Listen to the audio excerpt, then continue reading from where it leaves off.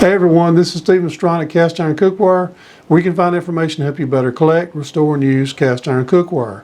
Today we're doing our second installment of my collection / addiction, and we're going to be doing that coming right up.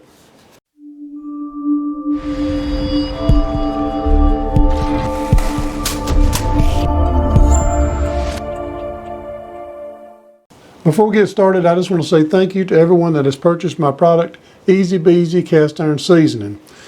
The purchase of this product helps keep this channel going, and I just want to say thank you so much. Now, let's get on into the video.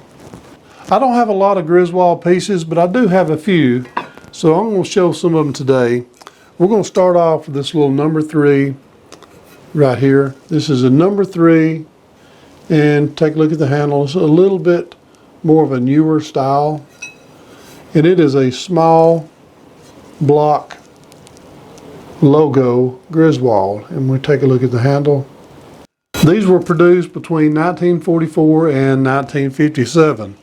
I also have a number 5 in the same design. The handle is also the same.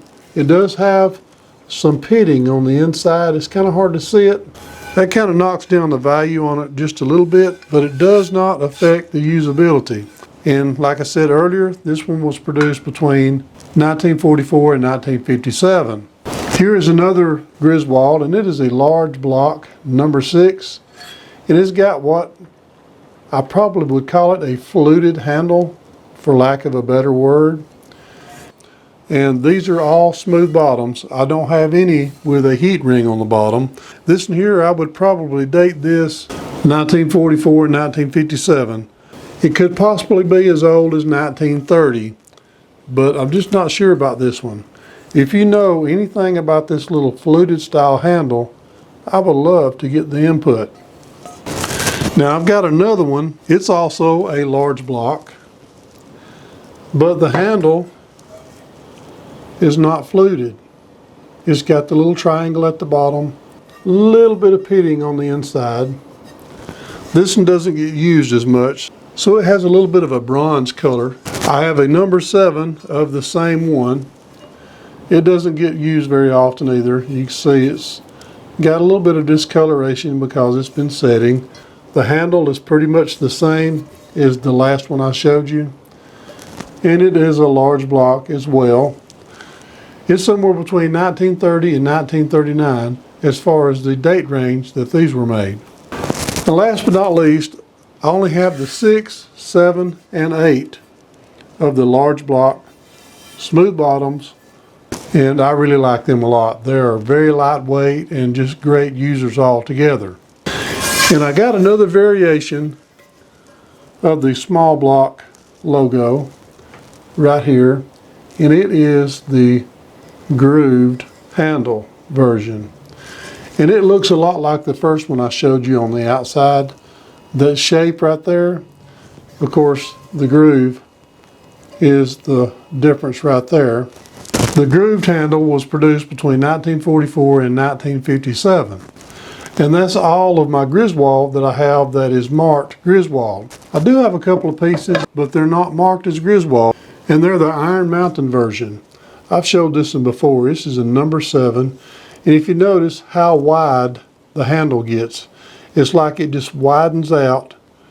But on the back side, we have a little bit of a prominent V on the handle, a lot like the BSR would have, except for this big wide hanger hole. This is really what you're going to see with the hanger hole on the Iron Mountain series. We also have the Griswold number on the back. Of course, the number 7 is the size. This one right here has some sulfur pitting. Of course, we have the heat ring on this. It is not a smooth bottom. It actually has the heat ring. This one right here has a slick surface, almost like glass. I have the number 8 of the same series, and also has a pattern number. This used to be my go-to egg skillet, and I used it every day for a long time. Here we have the back, the little triangle. We didn't have in the number 7. These were produced in the 1940s, and I believe they were made for Sears and Roebuck as more of an economy line cast iron by Griswold. But I do have one entry that is kind of unusual. This is my coolest Griswold, I suppose, that I have, and it is a waffle maker. Take a good look here.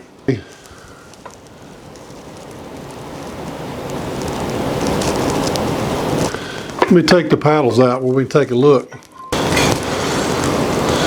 They're made exactly the same. They fit together perfectly.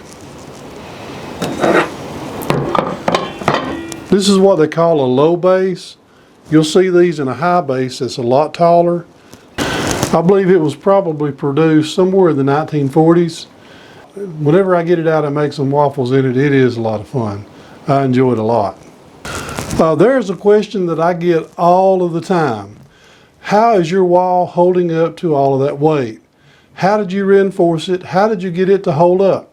Since we're showing pieces from my wall, I thought I'd just pan around, let you see what I've got, and then go into a little more detail how that I have them displayed. We'll just take a look here and we'll just pan it on around.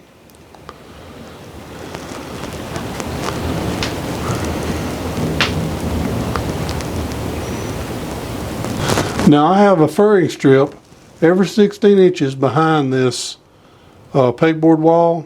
We got one right here and another one right here, and every 16 inches I have a furring strip, and that furring strip is an inch and a half wide, the same width as a 2x4 stud, and it is 3/4 of an inch thick.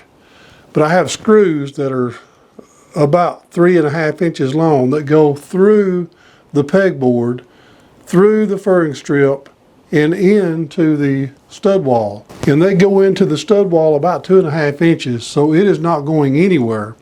So I have the big head screws, which really help a lot, and I've got them spaced about every foot or so down that furring strip.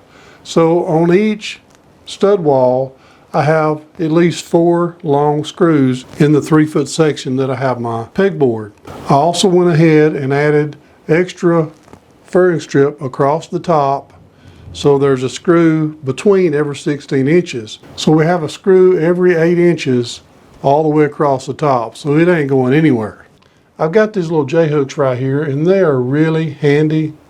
They're a lot better than the S hooks. The S hooks have a tendency to just fall out. I had to order these on Amazon. I'll leave a link to these little J hooks in the video description. And I also have these little protector, little rubber tips that you can put on the end of this little J hook to keep it from scratching your cast iron if you have a piece that has a tendency to be a little closer to it, like a lid. This has been a little bit of a quick video, and I hope that you've enjoyed it. If you have, please don't forget to subscribe, hit the notification bell, and I promise I'll keep more of them coming. You can also check out Cast Iron Cookware on Facebook, Instagram, and Twitter. We also have a Facebook group called Cast Iron Cookware. If you would like to receive emails from Cast Iron Cookware, you can also sign up for that as well. I will leave a link to all of these sites in the video description, so check it out. There might be something in there that you're interested in. And I just want to say thank you again for watching Cast Iron Cookware. Before you go, I just want to share something with you really quickly. In Philippians chapter 1, verse 6, it says, "Being confident of this very thing, that he which hath begun a good work in you will perform it unto the day of Jesus Christ." I just want to say, share the word and be a blessing.